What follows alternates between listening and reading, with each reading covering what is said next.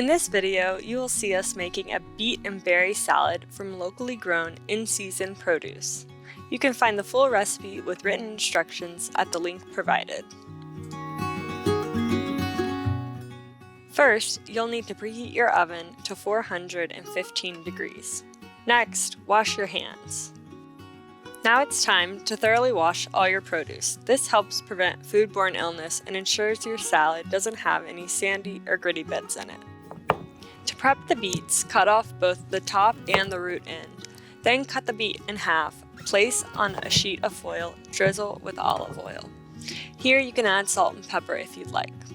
Then place the two halves together and fully cover with foil. Place the wrapped beet onto a small sheet pan or oven-safe dish.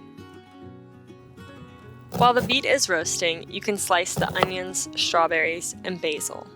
You'll need about 1/8 cup onions, 1 cup of strawberries, and 2 tablespoons of basil. Take the beet out of the oven after 45 minutes and let cool completely. Then peel and slice the beet.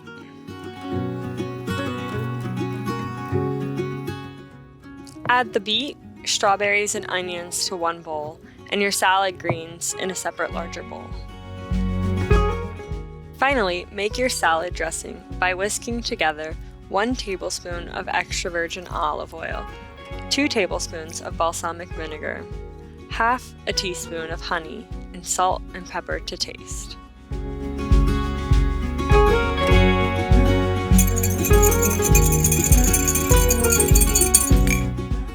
Pour half of your dressing on your beets, strawberries, and onions, and the rest on your salad greens.